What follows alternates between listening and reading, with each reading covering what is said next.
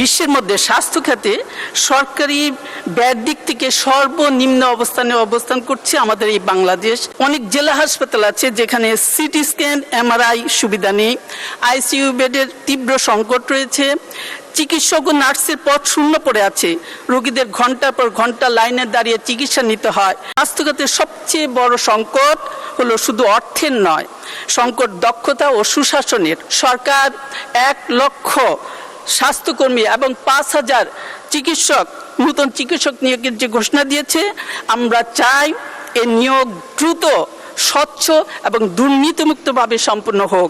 সরকার এবার বাজেটে স্বাস্থ্য খাতে 69,409 কোটি টাকা বরাদ্দ দিয়েছে, যা জিডিপির 1.02%। গত বছর এটা ছিল 0.58%।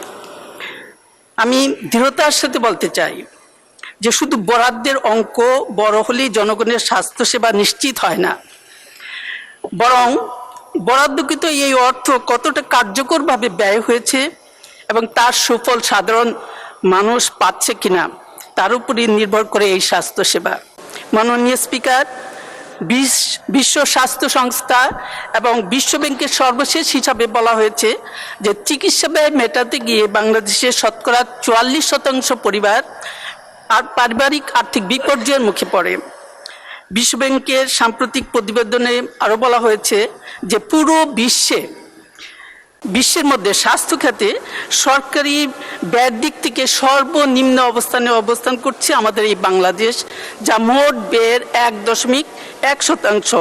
এমনকি ঋণের দায়ে জর্জরিত গরিব দেশগুলো, যেখানে তাদের মোট সরকারি ব্যয়ের অন্তত 60% তাদের স্বাস্থ্য খাতে বরাদ্দ রাখে, সেখানে আমরা 1.1%-এর মধ্যে ঘুরপাক খাচ্ছি। মাননীয় স্পিকার, বাজেটের নথিতেই উল্লেখ আছে গত অর্থ বছরে প্রথম 10 মাসে সরকারের উন্নয়ন ব্যয়ের বাস্তবায়ন হয়েছে মাত্র 40.7%। আরও উদ্বেগের বিষয় হলো যে স্বাস্থ্য খাতে প্রতি বছর বরাদ্দকৃত অর্থের প্রায় 20-30% অব্যবহৃত থেকে যায়। অর্থাৎ একদিকে হাসপাতালগুলোতে বেড নেই, ডাক্তার নেই, প্রয়োজনীয় ঔষধ এবং যন্ত্রপাতি নেই, অন্যদিকে কোটি কোটি টাকা খরচ না হয়ে ফেরত যাচ্ছে। তাহলে প্রশ্ন ওঠে, সমস্যাটা কি আমাদের অর্থের নাকি ব্যবস্থাপনার ব্যর্থতা? মাননীয় স্পিকার, আমাদের দেশের হাসপাতালগুলোর বাস্তব চিত্র অত্যন্ত উদ্বেগজনক। অনেক জেলা হাসপাতাল আছে যেখানে সিটি স্ক্যান, এমআরআই সুবিধা নেই, আইসিইউ বেডের তীব্র সংকট রয়েছে, চিকিৎসক ও নার্সের পদ শূন্য পড়ে আছে, রোগীদের ঘন্টার পর ঘন্টা লাইনে দাঁড়িয়ে চিকিৎসা নিতে হয়। কোথাও কোথাও রোগীদের হাসপাতালের বারান্দায়, করিডোরে, এমনকি আপনার মেঝেতে চিকিৎসা নিতে হয়। মাননীয় স্পিকার, আমি মাননীয় অর্থমন্ত্রী এবং মাননীয় স্বাস্থ্যমন্ত্রীর কাছে জানতে চাই, যদি অর্থই বরাদ্দটা থাকেই তাহলে কেন হাসপাতালগুলোতে প্রয়োজনীয় সেবা পৌঁছাচ্ছে না?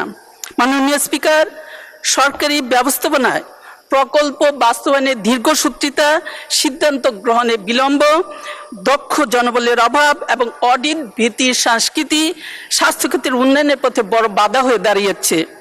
মাননীয় স্পিকার, আর স্বাস্থ্যখাতের সবচেয়ে বড় সংকট হলো শুধু অর্থের নয়, সংকট দক্ষতা ও সুশাসনের। মাননীয় স্পিকার, উপজেলা স্বাস্থ্য কর্মকর্তা, সিভিল সার্জন ও প্রশাসনিক দায়িত্বে থাকা চিকিৎসকদের জন্য আধুনিক স্বাস্থ্য ব্যবস্থাপনা প্রশিক্ষণ বাধ্যতামূলক করা প্রয়োজন, কারণ স্বাস্থ্য সেবা শুধু চিকিৎসা বিজ্ঞান নয়, এটি একটি দক্ষ ব্যবস্থাপনাও।